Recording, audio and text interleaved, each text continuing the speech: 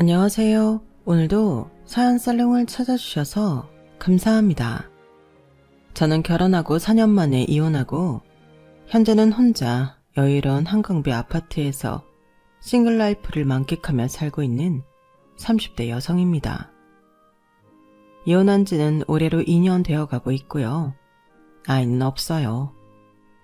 그래서 이혼하기는 정말 편했는데 결혼 생활 내내 아이를 원했던 제가 아이가 없어서 다행이라고 생각하게 될 줄은 꿈에도 몰랐어요.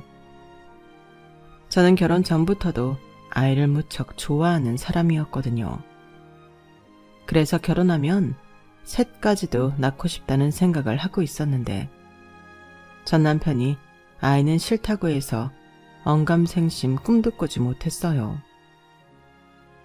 그리고 전 남편을 한 단어로 설명하자면 철부지라고 표현할 수 있는데 제가 겪어보니 결혼 전엔 장점이라고 생각한 것들이 결혼 후에는 단점이 되더라고요. 실제로 저는 남편의 순수함과 긍정적이고 밝은 에너지에 반해 결혼을 했고 연애할 때는 마냥 좋게만 보였던 그것이 결혼 후에는 한심하게 느껴졌어요. 저는 좀 현실적인 사람인데 남편은 이상적인 사람이라는 게 저희 부부에 맞지 않는 점이었거든요. 게다가 저희 둘 다 가전 형편이 비슷했는데 둘 다 어려운 집에 나고 자라서 결혼을 포함 양가의 어떤 도움도 바랄 수가 없었어요. 그나마 다행인 건 우리 둘이 힘들게 다니긴 했지만 대학을 나왔고 또 대기업은 아니더라도 안정적인 직장을 다니고 있다는 거였는데 그래서 둘이 힘을 합해 열심히 살면 잘 살 수 있다는 희망을 갖고 결혼 생활을 시작했어요. 물론 없이 시작했기 때문에 전세자금 대출도 있었고 한 푼이라도 더 모아 내 집 장만을 하고 싶다는 꿈 때문에 신혼임에도 많이 팍팍하게 살았는데 남편은 그 점에 불만이 많더라고요. 저는 하루빨리 내 집 장만을 해서 남편을 설득해 아이를 낳고 더 행복하게 살고 싶어 그러는 건데 남편은 지금 이 순간에 우리가 행복한 것도 중요하다며 저에게 궁상맞게 살지 말자고 했어요. 저는 단 한 번도 제가 아끼는 게 궁상맞다고 생각한 적이 없었는데 남편한테 그런 말을 들으니 너무 서운하더라고요. 게다가 남편은 아이도 원하지 않았기 때문에 조급함도 없었는데 천천히 돈을 모아 나이를 먹어서라도 집장만을 하면 그만이라고 생각했어요.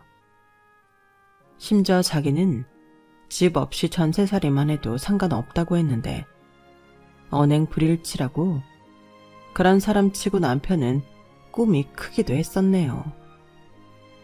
자기는 꼭 노년엔 마당 넓고 텃밭도 있는 전원주택에서 살고 싶다고 했거든요. 젊었을 때 고생하는 걸 싫어하면서 그런 노후를 기대하는 것 자체가 저는 이해가 가지 않았죠. 이건 뭐 돈을 벌긴 싫지만 억만장자가 되고 싶다고 말하는 것과 다르지 않잖아요. 물론 돈을 아끼는 생활이 좀 팍팍할 수는 있어요. 그래서 저도 더 나은 미래를 상상하고 또 꿈꾸며 지금의 노력의 의미를 상기시키려고 하는데 남편하고는 미래를 상상하고 꿈꾸는 것까지만 죽이 잘 맞더군요. 자기야, 이 사진 좀 봐. 집 진짜 멋지지? 나는 꼭 은퇴하면 이런 집에서 자기랑 살고 싶어. 자기는 텃밭이랑 정원 가꾸고 나는 그런 자기랑 우리 집을 사진으로 찍어서 유튜브하고 요즘 집에서 일상생활하는 거 브이로그로 찍어서 많이 하더라. 자기 음식하는 거 좋아하잖아. 우리가 키운 식재료로 음식도 만들고 사계절 인테리어 바꿔서 집도 찍고 완전 환상이지. 그래, 그렇게만 살 수 있다면 너무 좋겠다. 어머, 여기 주방 좀 봐. 진짜 멋있다. 나는 언제쯤 이런 데서 살 수 있을까? 우리 은퇴하면 이런 데는 살 수 있을까? 당근이지. 우리가 왜 이런 데를 못 사? 나만 믿어. 내가 꼭 이런 그림 같은 집에서 우리 자기 공주님처럼 살 수 있게 해줄게. 공주님은 무슨? 남편은 저렇게 말하고 뭐 하나 아끼는 노력을 할 생각이 없었어요. 저는 반면 저런 사진 같은 걸 보면 허리띠를 더 졸라매고 더 열심히 살고 싶었는데 손발도 맞아야 발전이 있다고. 그런 면에서 남편은 늘 제 걸림돌이 되었죠. 그래도 불행 중 다행스러운 점은 집안의 경제권을 제가 잡고 있다는 거였는데요. 사실 그것도 나름의 사연이 있었어요. 남편이 결혼 초 확실한 정보라고 속아 저 몰래 투자를 잘못했다가 현금은 물론 5천만 원 빚까지 졌는데 그 일로 제가 남편의 급여 통장을 가져와 버렸어요. 남편 역시 그때는 가진 건 빚밖에 없었기에 망연자실한 채로 제 도움만 바라고 있었는데 속은 상해도 이미 벌어진 일이니 해결할 수밖에 없었죠. 그리고 전세자금 대출과 남편이 따로 진 빚까지 해결해야 하는 숙제를 안고 있긴 했지만 제가 두 사람의 수입을 관리함으로써 저는 어느 정도 희망이 있다고 생각했는데요. 요즘 남자들이 대부분 그런 건지 모르겠지만 결혼하고 와이프한테 자기가 번 걸 전부 주고 싶어 하진 않는다고 하더라고요. 그래서 공평하게 생활비만 반반 내놓고 각자 수입은 각자 관리한다고 하는데 저는 제가 돈을 전부 관리하면서 최대한 돈을 빨리 모으고 싶었어요. 그래서 5천만 원 빚도 빚이지만 남편한테 월급 통장을 넘겨받을 수 있는 좋은 명분이라고 생각하고 그 빚도 이자 나가는 게 싫어서 제가 갖고 있던 적금 통장을 깨서 갚아버렸는데 그때는 남편 마음이 달라질까 일부러 말하지 않았네요. 게다가 저는 대학에 다니면서도 소액이지만 돈을 불리는 방법을 알고 있어 그때까진 남편 탓 하나 하지 않고 돈을 불릴 생각밖에는 없었는데 그 덕에 남편과 결혼할 때도 제 돈이 훨씬 많이 들어간 게 사실이었어요. 남편도 그 사실은 잘 알고 있었는데 그렇기 때문에 결혼 초까지만 해도 그런 저에게 많이 고마워하며 자기는 장가를 잘 간 남자라며 저를 비행기 태워주곤 했었죠. 그때는 그런 남편의 살가운 표현이 저는 마냥 좋았어요.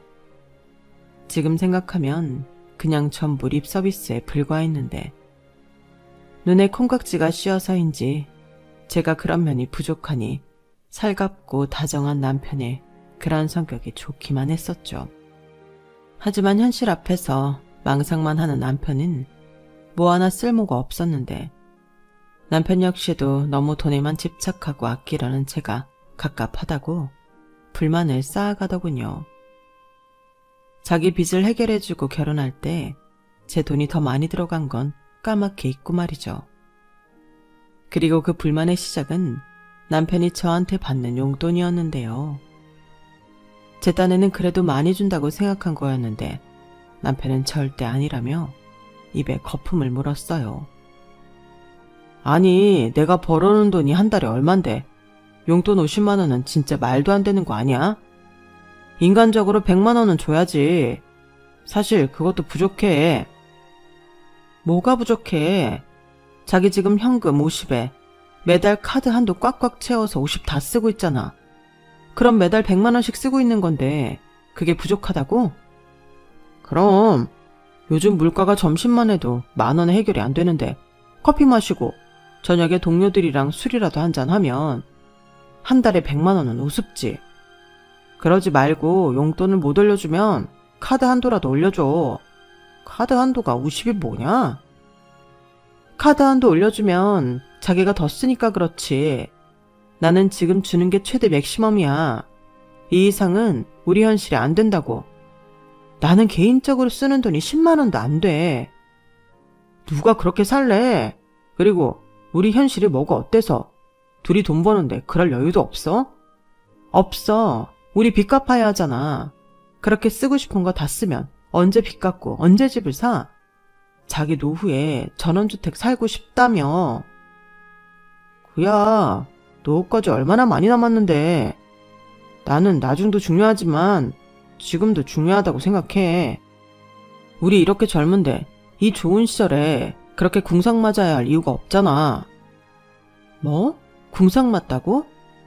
언제는 자기 빚 생겨서 도와달라고 하더니 이젠 아끼려고 노력하는 내가 궁상 맞다는 거야? 아니, 내 말은 꼭 그럴 필요 없다는 거지. 쓸 땐 좀 쓰고 살자. 빚도 다 자산이라고 했어. 자기 지금 들어가는 적금이랑 펀드만 몇 개 해약해도 우리 재밌게 살 수 있겠다. 주말에 여행도 가고. 누가 들으면 내가 진짜 살인고비인 줄 알겠다. 우리 지난주에 당일치기이긴 했지만 바다도 보고 칼국수도 먹고 왔잖아.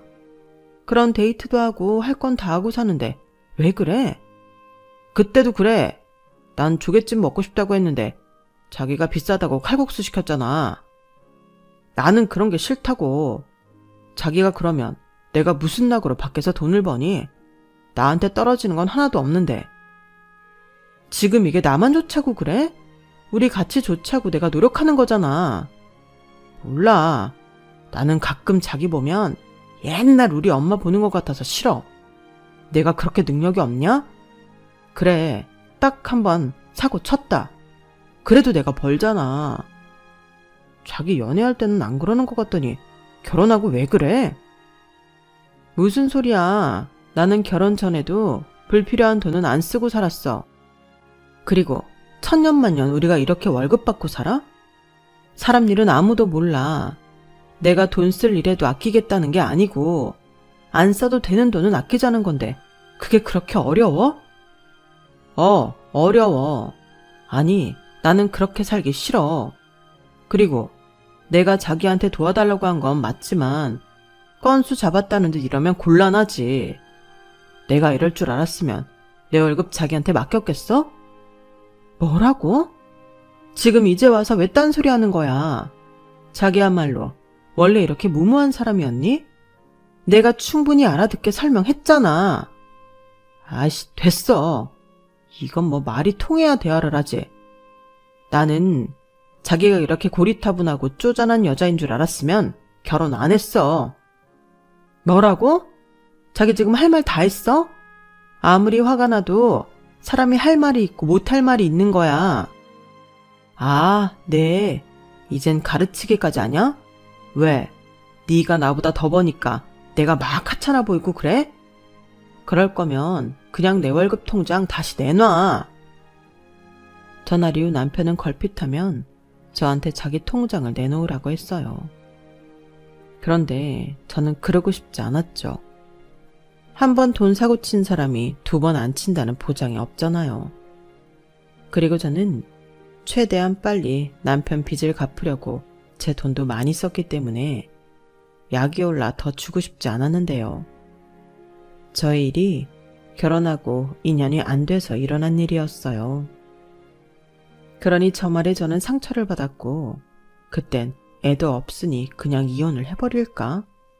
그런 생각도 했는데 막상 정말로 이혼을 생각하니 그때는 결심이 쉽지도 않더라고요. 그리고 저렇게 서로 다투고 나서는 어쩐지 남편이 행동이나 말을 조심하는 눈치였는데 그 모습에 점점 상처받았던 제 마음도 누그러들었죠. 거기에 남편이 먼저 사과를 하면서 자기도 힘들었다고 먼저 화해의 손길을 내미니 저도 못 이기는 척 넘어가고 싶었는데 그래도 그때까진 제가 남편을 많이 사랑해서 그러고 싶었던 것 같았죠. 이게 합리화인지 모르지만 원래 결혼하고 2, 3년은 많이 싸운다고 하니 서로 맞춰가는 과정이라고 생각하기도 했는데 남편 입장에서는 일방적이라고 느꼈을지도 모르지만 저는 제 방식이 현실적으로 더 맞다고 확신했어요. 그래서 남편이 잘 몰라서 그렇지 제가 얼른 돈을 모아 더 좋은 집으로 이사를 가거나 집을 산다면 아, 그때 와이프가 했던 말이 맞구나 하고 알아줄 거라고 생각했는데 그런 생각을 하니 푼돈이라도 더 많이 모으고 싶어졌죠. 돈을 모아본 사람이라면 알겠지만 돈이 불어나는 걸 보는 재미가 쏠쏠하거든요. 밥 안 먹어도 배가 부르고 내가 금방 부자가 될 것 같은 기분이 드는데 저는 그게 참 좋았어요. 그리고 우리 집을 사면 그때는 아이 문제를 남편과 다시 상의해 볼 수 있다고 저 나름에는 생각하고 있었는데, 그래서 남편한테도 제가 얼마 모았고 또 재테크로 얼마를 이익 받는지 공유하려 했었죠. 그런데 그게 결과적으로 제 실수였어요. 저는 남편보다 사회 진입이 빨라 호봉과 연봉이 남편보다 조금 높았는데, 남편이 결혼하고 3년차가 되는 해부터 회사가 어렵다며 신입사원을 뺀 나머지 직원들은 전부 연봉이 동결되었다고 하더라고요. 물론 회사 사정이 좋지 않으면 그럴 수도 있긴 한데 1년이 지나고 그 다음 해가 되었을 때도 남편의 연봉은 오르지 않아 저는 조금씩 불만이 쌓여갔어요. 빨리 돈을 더 모아서 내 집 마련을 하고 싶은데 남편의 회사가 휴가비는 물론이고 명절 떡값까지도 지급을 하지 않으니 이렇게 어려운 회사라면 이직을 해야 하는 게 아닐까 생각하게 됐어요.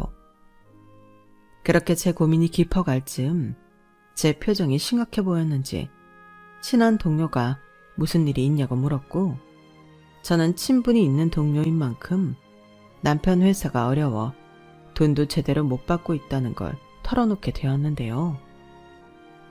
뭐? 그렇게 어려운 회사가 있어? 남편 회사 탄탄하다고 하지 않았나? 나도 그렇게 생각하고 있었는데 아닌가 보더라고. 요즘 경기가 많이 안 좋다고 하니까.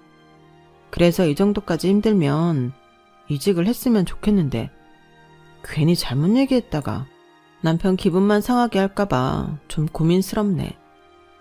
사실 나보다 당사자가 더 스트레스가 많을 거잖아. 그거야 그렇지.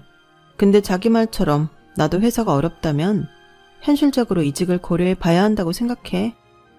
그리고 이런 문제일수록 남편이랑 대화를 많이 해야 하지 않나? 남편 생각도 어떤 생각을 하고 있는지 알아야지. 그렇긴 한데 자기가 먼저 얘기를 안 하는데 내가 먼저 말을 꺼내는 게 어쩐지 좀 어려워서.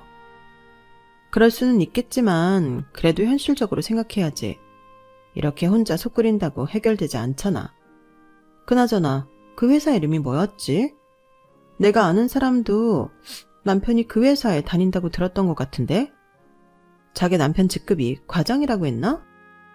저는 속상한 마음에 친한 동료에게 모든 이야기를 털어놓았어요. 워낙 믿고 의지하는 동료였기 때문에 속이라도 시원하게 털어놓고 싶었거든요. 그리고 그날 저녁 그 동료는 뭐가 그렇게 급했는지 저녁 10시가 되어가는데 전화를 했는데요. 자기야, 혹시 남편 옆에 있어? 아니, 오늘 친구들 만난다고 늦는다고 했어. 근데 이 시간에 무슨 일이야? 자기야, 놀라지 마. 내가 아까 낮에 내가 아는 사람 남편도 자기네 남편 회사 다니는 것 같다고 했잖아. 근데 그 회사 어렵기는커녕 작년에 매출 최대였단다. 그래서 전 직원한테 연말 보너스도 완전 두둑하게 줬대. 얼마인 줄 알아? 무려 1,000만 원. 자기 남편이 정말 회사 어렵다고 그랬어? 저는 친한 동료의 말에 머릿속이 혼란스러웠어요. 다들 행복하고 따뜻한 연말 연시를 보낼 때 저는 남편 기죽을까봐 제가 받은 보너스로 삼겹살 외식을 했거든요. 그리고 가파르게 올라가는 집값에 저도 조금이라도 뒤처지지 않으려 제 월급을 도 쪽에 적금을 추가로 들었는데요. 남편이 저한테 말도 하지 않고 연말 보너스를 1,000만 원이나 받았다고 생각하니 뭔가 배신감이 밀려왔어요. 그리고 거기서 끝이 아니었는데 동료는 연봉 동결도 거짓말일 거라고 저에게 남편 급여 명세서를 확인해보라고 하더군요.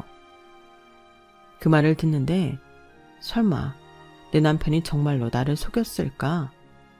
월급 통장이 저한테 있는데 어떻게 그런 일이 가능할까? 별의별 생각이 다 들었는데 그때 미심쩍었던 기억이 떠올랐죠. 언제부터인지 기억은 잘 나지 않는데 어느 날부터 남편이 입는 옷들이 비싸 보였거든요. 그리고 이런 좋은 옷들이 어디서 났냐고 물었을 때 남편이 조금 당황하는 얼굴로 당연히 자기가 주는 돈으로 샀지. 이게 보기랑 다르게 저렴해. 라고 했는데 아무리 제가 브랜드를 잘 모른다고 해도 남편 말이 수상했던 기억이 나서 저는 재빨리 옷장을 뒤져 남편의 옷에 붙은 라벨을 인터넷에 쳐서 가격을 알아봤는데요. 그러자 인터넷에서 나온 가격에 저는 그만 입이 떡하고 벌어지고 말았어요. 그 이유는 인터넷으로 검색한 그 옷들의 가격이 비싸도 너무 비쌌기 때문이었죠. 싼 건 80만원 돈, 비싼 건 180만원짜리도 있었는데 이걸 제가 준 용돈으로 샀을 리는 정말 없었어요.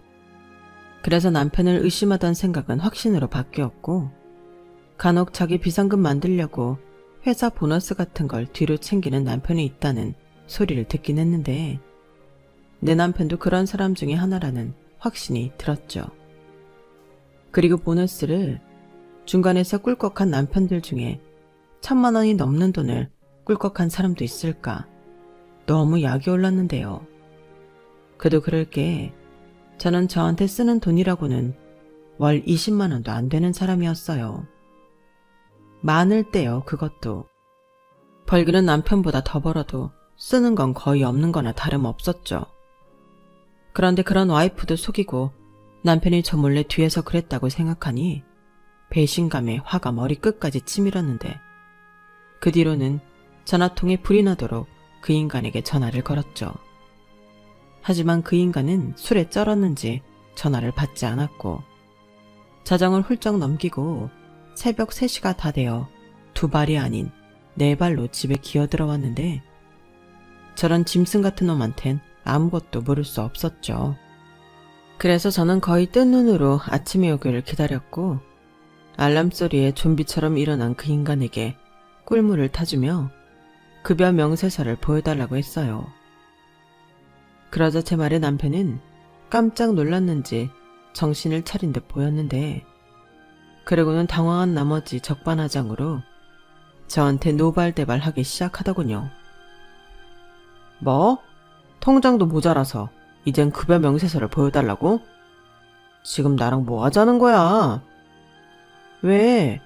나는 그냥 자기 월급 명세서가 보고 싶다고. 월급 통장도 나한테 있는데 그깟 명세서를 못 보여줘? 왜? 왜긴 기분 나쁘니까 그렇지. 지금 나를 의심하고 있는 거잖아. 통장 찍으면 급여라고 나오는데 도대체 나를 뭘로 보는 거야? 가뜩이나 연봉도 동결돼서 회사 다니는 것도 죽을 맛인데 자기까지 내 숨통을 조여야겠어? 나는 결혼하고 내가 이렇게 살 줄은 정말 몰랐어.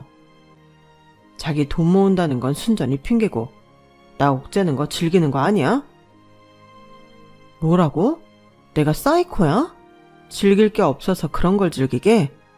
그러니까 그냥 속 시원하게 명세포 보여주면 되는 일이잖아. 왜? 나한테 말한 거랑 달라서 그래? 자기 회사 요즘 완전 흑자라며. 그리고 연말 보너스도 완전 두둑하게 받았다고 하던데 설마 자기 혼자 못 받았어? 저는 답답한 마음에 친한 동료에게 들은 이야기를 남편한테 했어요.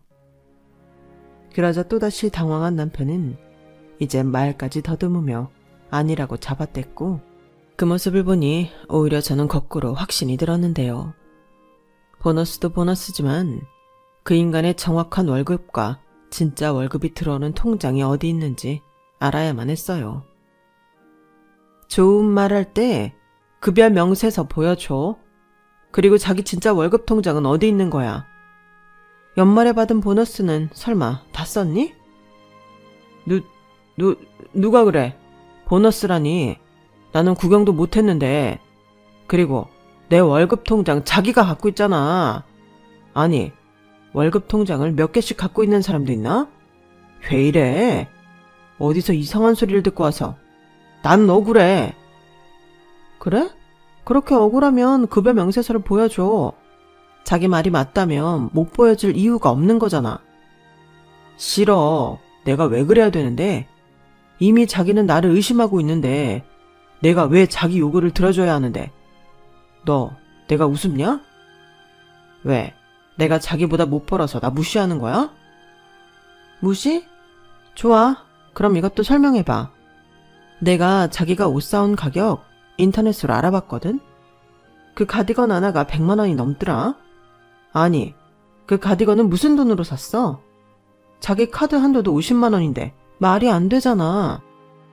내가 진짜 이런 말까진 하고 싶지 않은데 중고로 샀어. 자기 말대로 너무 비싼데 나는 돈도 없잖아. 그래서 손품 팔아서 중고 사이트에서 샀다. 근데 그게 그렇게 잘못이야? 아님 내가 중고 거래하러 가면서 자기한테 허락이라도 받아야 하는 거였어? 아니, 도대체 내가 왜 이렇게 살아야 하는 건데? 남편은 저렇게 노발대발하면서 자기는 절대 저한테 급여 명세서를 보여주고 싶지 않다고 끝까지 고집을 부렸어요. 그리고 자기를 믿지 못하고 의심만 하는 마누라랑 앞으로 어떻게 살아야 할지 혼란스럽다며 집을 나갔는데요. 시댁으로 간 건지 다른 곳으로 간 건지 3일 내내 남편은 집에 들어오지 않았어요. 그리고 저는 남편의 그 모습에 저 몰래 돈을 숨기고 있다는 것을 감으로 알아차렸고 궁리 끝에 남편의 통장 내역을 조회했어요. 다행히 집에 있는 데스크탑 PC엔 남편의 공인인증서가 들어있었거든요. 하지만 돈을 받는 계좌가 있는 은행을 바꿔놓은 건지 제가 조회하는 은행 사이트에서는 통장은 저에게 준 월급과 남편이 쓰는 용돈 통장 밖에는 나오는 게 없었는데요. 다른 은행 계좌까지 조회하기엔 제가 알고 있는 방법엔 한계가 있었어요. 게다가 본인이 아니니 어디에 물어볼 수도 없었고 저는 남편의 이메일을 뒤져 급여 명세서를 확인하는 수밖에 없다고 생각했죠. 그래서 온 집안을 털어서 남편의 명함을 찾기 시작했고 평소 칠칠맞지 못한 남편의 오랜 가방들엔 오래전에 넣어두고 까먹은 듯한 남편의 명함이 있었는데 거기 이메일 비밀번호를 알면 급여 명세서를 확인할 수 있을 거라고 생각했어요. 하지만 문제는 그 이메일 비밀번호였죠. 아무리 부부 사이여도 이메일 비밀번호까지 공유하진 않았으니 그걸 알 방법이 쉽지 않았는데요. 그러다 희박한 확률이긴 했지만 대개의 사람들이 비밀번호를 거의 통일해서 쓰고 있으니 공일인증서 비밀번호를 이메일 비밀번호로 쳐봤어요. 그러자 드디어 판도라의 상자가 열렸고 저는 남편의 이메일을 확인할 수 있었는데요. 이메일로 받은 급여 명세서에는 제가 남편 월급 통장에서 받은 금액과는 다른 금액이 실수령 금액으로 찍혀 있더군요.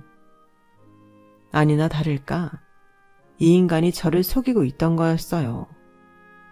그리고 연말에 받은 보너스도 확인했는데 세금을 다 떼고도 1,087만 원이라는 큰 금액을 받았더군요. 순간 우리의 결혼 생활은 거기서 끝난 것과 다르지 않다고 생각했어요. 다른 것도 아니고 돈으로 하나뿐인 가족 와이프를 속이다니 용서할 수 없었죠. 게다가 자기가 까먹은 돈과 제가 하루빨리 집을 장만하기 위해 허리띠를 졸라매고 힘들게 산다는 걸 알면서도 저런 짓을 했다는 게 너무 화가 났는데요. 그와 동시에 저 인간이 다른 여자가 있는 게 아닐까 하는 생각도 하게 되었어요.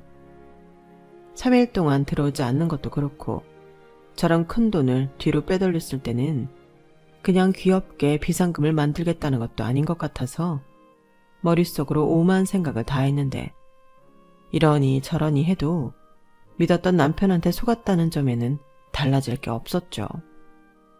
그래서 저는 문제의 급여 명세서에 있는 프린트로 인쇄하고 그걸 사진 찍어 남편에게 문자를 보냈는데요.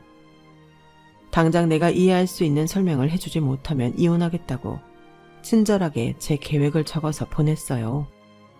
그러자 자기도 놀랐는지 발바닥에 불이 나게 그 인간이 집으로 돌아왔고 자기 이메일 비밀번호를 어떻게 알았냐며 저를 범죄자 취급을 하면서 입에 거품을 무는데 저는 하나도 무섭지 않았네요. 그래, 내가 범죄를 저질렀다고 치자. 신고를 하든 고소를 하든 하고 싶은 대로 해. 근데 자기 월급 꾸준하게 올랐고 차이 계산하니까 150만 원 정도 되던데. 그럼 내가 주는 용돈이랑 도대체 얼마를 한 달에 쓴 거야? 진짜 양심도 없다. 어떻게 그럴 수 있어? 내가 괜히 그래? 네가 사람을 못 살게 구니까 그런 거잖아. 친구들 만나고 있으면 얼마나 쪽팔린지 네가 알아? 그리고 내가 다른 사람 돈으로 그랬어? 내가 번 내 돈이야. 그래서 아무런 죄책감도 없이 그랬다는 거야? 나 혼자 동동거리는 거 뻔히 다 알면서? 그러게, 누가 그렇게 궁상맞게 살래? 내가 그러라고 한 거 아니잖아. 나는 애도 가질 생각도 없고 집도 전세 살아도 상관없어. 나중에 은퇴해도 퇴직금도 있고 전세 보증금 빼서 어디 폐가 같은 거 사서 귀촌하면 되지. 그 폐가는 누가 공짜로 고쳐주냐? 그리고 언제까지 전세로 살 건데 전세 보증금도 매년 올라. 이게 나 혼자 잘 살자고 그러는 게 아니라고. 결국 자기 빚도 내가 갚은 거잖아. 아이씨, 지겨워 죽겠네. 내가 그 소리 왜 안 하나 했다. 사람이 실수한 거 가지고 너무 그러는 거 아니야. 그래서 내 통장 가져갔잖아. 됐고, 진짜 월급 통장 가져와. 싫어, 없어. 뭐? 없다고? 또 거짓말하는 거니? 아니면 나 몰래 진짜 다른 여자랑 살림이라도 차린 거야? 뭐야? 나 참, 진짜 혼자 소설을 쓰고 있네. 내가 무슨 다른 여자랑 살림을 차리냐? 나는 단지 자기가 이런 사람이라서 이 집에 통장을 두지 않은 것뿐이야. 이렇게 남의 이메일도 뒤지는 사람인데 집이라고 안 뒤지겠어? 그래서 우리 엄마한테 맡겼는데 엄마도 생활비가 부족하다고 하더고. 내가 장남이고 아들인데 드려야 할 것 같아서 겸사겸사 내가 드리고 있었지. 남편은 뻔뻔하게 저한테 자기가 시댁에 100만 원씩 드리고 있다고 말했어요. 저한테 말해봤자 이빨도 안 들어갈 것 같아서 시어머니랑 짜고 그러기로 했다는데 손이 달달 떨리는 것 같더군요. 남편도 남편이었지만 이 일에 시어머니도 동참하고 있었다는 게 저한테 충격 그 자체였거든요. 그리고 남편 역시 이미 다 까발려진 마당이라고 생각했는지 그 뒤로는 앞으로 계속 자기는 이렇게 살고 싶다고 했는데요. 지금 갖고 있는 월급 통장이 생활비 통장이라고 생각하고 지금처럼 살아. 그럼 자기는 며느리 노릇 잘하는 거고 나도 어느 정도 사회적인 위치에서 무시당하지 않게 살 수 있으니 그냥 현실을 받아들이고 살자고. 자기 원래 그런 거 잘하잖아. 나는 자기처럼 구질구질하게는 못 사는 사람이거든. 웃기고 자빠졌네. 누가 너랑 그러고 산대. 나는 너같이 사람 속이고 딴주머니 차는 인간이랑 더는 못 살아. 어차피 이제 와서 진짜 월급 통장 가져오라고 해도 안 가져올 테고. 나 역시 너 같은 거랑 잘 살겠다고 아둥바둥 사는 거 싫거든. 그러니까 피차 원해서 하는 이혼으로 합의 이혼하자. 우리는 애도 없으니까 쉽게 이혼할 수 있을 거야. 누구 맘대로. 나는 이혼하기 싫어. 자기처럼 악착같이 돈 안 쓰고 사는 사람이 또 어딨다고. 뭐? 그럼 너는 쓸 거 다 쓰고 나만 악착같이 살면서 내가 모은 돈으로 같이 살자고? 그럼 안 돼? 우린 부부잖아. 사랑해서 결혼했고. 나는 그냥 자유롭게 살고 싶을 뿐이야. 와, 남편한테 저 소리 듣는데 진심으로 소름 끼쳤어요. 그동안 속은 시간도 너무 끔찍했고 이젠 낯짝도 두껍게 계속 그렇게 살고 싶다는 그 인간도 인간처럼 보이지 않았는데 저는 신뢰가 깨진 마당에 그럴 수 없다고 했죠.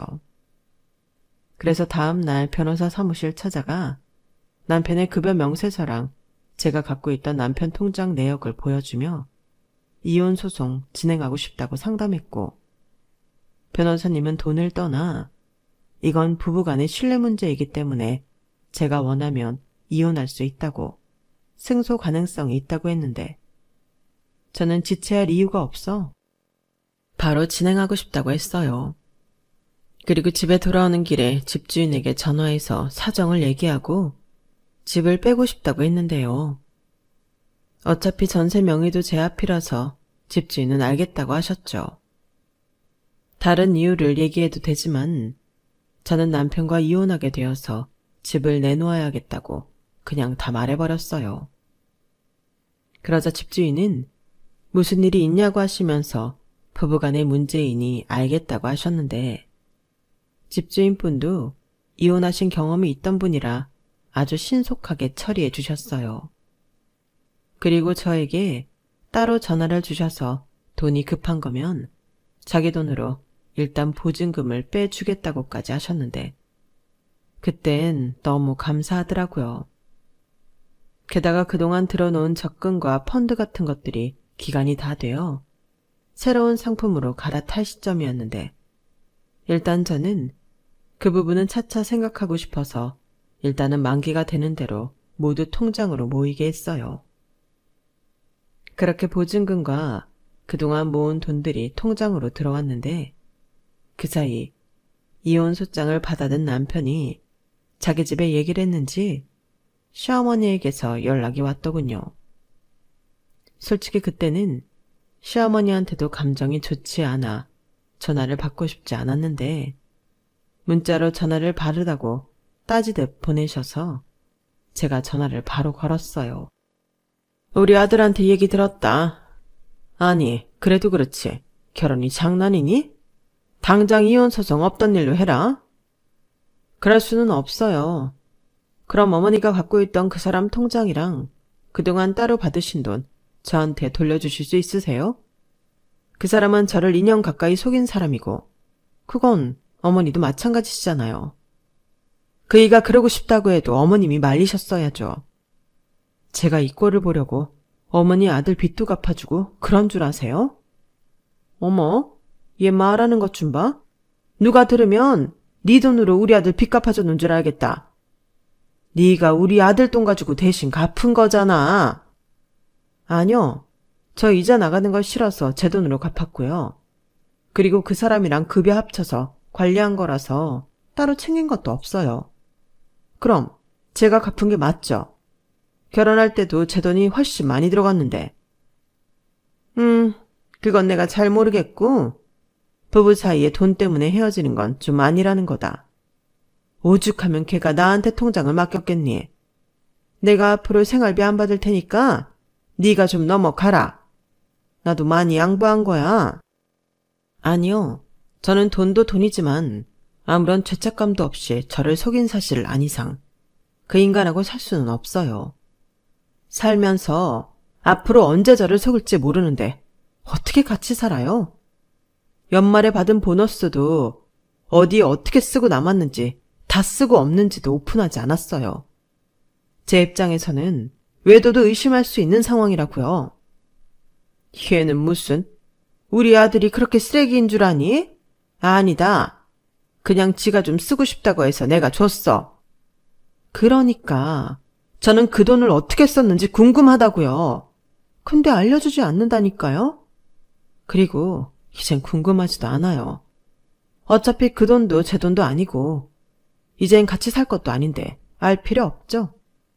대신 제가 그 인간이랑 같이 살면서 혼자 손해본 건 다 챙겨서 이혼할 테니 어머님이 대신 아들한테 얘기해 주세요. 이 집 전세 보증금 제가 다 가져갈 거라고요. 뭐라고? 너 지금 그런 큰 돈을 혼자 꿀꺽 하겠다는 거니? 네가 무슨 권리로 그럴 수 있다는 거야? 무슨 권리긴요. 그 인간 빚 갚아주고 그동안 제가 번 돈으로 생활비 쓰고 결혼할 때 제가 쓴 돈 다 따지면 대충 맞을 것 같더라고요. 그리고 소가 산 세월 위자료까지 계산하면 그 인간은 그냥 몸만 나가면 될 것 같아요. 시어머니는 제 말에 거의 뒤로 넘어갈 듯 잠시 말을 잇지 못하셨어요. 그리고 저를 자극해봤자 소용이 없다고 판단하셨는지 미안하다고 사과하면서 저자세로 나오셨는데 사실 시어머니가 사과를 하셔도 달라질 건 하나도 없었죠. 그리고 시어머니와 전화를 끊고 시어머니가 자기 아들한테 빨리 가서 빌라고 했는지 그 인간이 제 눈치를 보며 집에 와 무릎을 꿇었는데요. 저는 상대도 하지 않고 안방으로 들어가 버렸어요. 소송하는 마당에 상대할 필요가 없으니까요. 그리고 문자로 친절하게 이 집 내놓았고 이번 주 내로 집 빼기로 했다고 보냈는데요. 보증금도 이미 반 받았다고 하니 그 인간이 안방 문을 두드리고 난리가 났더군요. 나랑 상의도 하지 않고 공동재산을 이렇게 처리하는 법이 어딨어. 설마 혼자 다 챙길 생각은 아니지? 왜? 누구는 되고 나는 그러면 안 돼?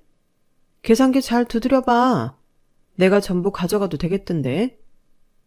남편은 절대 그럴 수 없다며 이건 이혼하고 별개로 제가 강도짓을 하는 거라고 입에 거품을 물었는데 저는 정말로 제가 다 챙길 생각이었기 때문에 그 인간과 상종도 하지 않았어요. 그리고 이젠 꼴도 보기 싫은 그 인간의 가짜 월급 통장을 그 인간 면상에 던져버렸는데요. 그 인간 통장만 던진다는 게 그만 제 통장까지 던지고 같이 날아가고 말았더군요. 그런데 그 인간이 하필이면 제 통장을 먼저 보고 말았고 통장에 찍힌 잔고를 보고 눈이 튀어나올 듯 놀랐는데 그때부터는 제가 하자는 대로 다 하겠다며 제 다리를 잡고 늘어졌어요. 어찌나 소름이 끼치던지 저는 필사적으로 그 인간 손을 뿌리쳤고 그런 과정에서 그 인간의 반반한 얼굴을 무릎으로 강타해버렸는데 그 인간은 맞았다는 사실에도 전혀 아무렇지 않다며 이제 와서 진짜 자기 월급 통장을 주겠다고 하더군요. 싫다고. 이젠 너랑 관련된 모든 게 싫어. 자유롭게 살고 싶다며. 네 가짜 월급 통장 가지고 꺼져. 너는 보증금뿐만 아니라 이 집에 있는 두루마기 휴지조차도 가져갈 권리 없으니까. 뭐? 말도 안 돼. 내가 돈 한 푼 안 주고 여기 산 것도 아닌데 그럴 순 없지. 아무리 네가 일방적으로 생활비를 많이 썼다고 해도 이건 법적으로 그럴 수 없는 거야. 말 잘했네. 법적으로 다 내 거야. 명의 내 거인 건 몰라? 전세자금 대출 받으려고 내 이름으로 했고 자기가 딴 주머니 차서 거진 내 돈으로 살았어. 왜 했던 말 자꾸 하게 만들어? 인정 못하겠으면 법으로 하든가.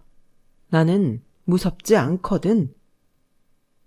남편은 당당한 제 태도에 달리 방법이 없었는지 무릎을 꿇고 싹싹 빌기 시작했어요.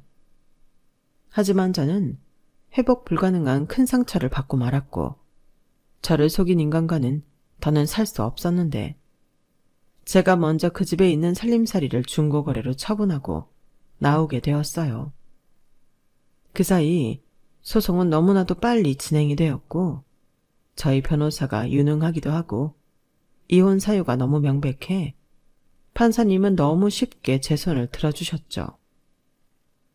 그렇게 남편이었던 그놈은 몸만 쫓겨나게 되었고 저는 그동안 혼자 노력한 보상을 챙겨 20평대이긴 하지만 한강이 보이는 신축 아파트를 매입했는데요. 그간의 하늘 풀듯 살림살이도 좋은 걸로 마쳤고 저는 매일 영화에서 나오는 여주인공처럼 한강을 보며 에스프레소 기계에서 막 나온 커피를 마시는 행복을 누리고 있어요. 그리고 저를 속여 자유를 갈망하던 그 인간은 잘 살고 있는 제가 배가 아팠는지 회사까지 찾아와 자기를 용서해달라고 빌었는데 저는 그 인간을 스토커로 신고했고 제 이혼 소송을 맡아준 변호사 사무실에 말해 접근 금지 신청도 해놓은 상태입니다. 그러게 알뜰한 저를 믿고 불만 없이 잘 살았다면 지도 이런 행복을 같이 누리지 않았겠어요. 똥인지 된장인지 구별도 못하고 지발로 지복을 찬 그 인간이 평생 후회하며 저를 아까워했으면 좋겠네요. 그리고 지가 바라던 자유가 얼마나 하찮은 것인지 깨닫고 평생 구질구질하게 살았으면 하는 바람이 있는데요. 그러기 위해서라도 저는 앞으로 더 보란듯이 그 인간 염장 지르도록 잘 살 생각이에요. 이젠 좋은 집, 좋은 차, 또 좋은 남자, 이 모든 것을 갖기 위해 더 열심히 살아갈 생각인데, 부디 다음에 남자를 만난다면 저와 정반대인 남자에 끌리기보다 가치관도 잘 맞고 인격적으로 바른 그런 사람을 만나 아이도 낳고 행복한 가정을 꾸리고 싶습니다. 제 사연은 여기까지예요. 이혼한 거 솔직히 어디 가서 이야기 잘하지 못하는데 여러분들에겐 이혼 잘했다는 그런 칭찬의 댓글 받고 싶습니다. 제가 앞으로 더 열심히 잘 살 수 있도록 응원의 글도 많이 남겨주세요. 그럼 지금까지 제 이야기 들어주셔서 정말 감사드리고요. 늘 행복하시고 건강하시길 바라며 저는 이만 마지막 인사를 올리겠습니다. 고맙습니다. 여러분, 사연 댓글에 응원과 현명한 조언 부탁드려요. 좋아요와 구독은 저에게 큰 힘이 됩니다. 오늘도 좋은 일 가득하세요.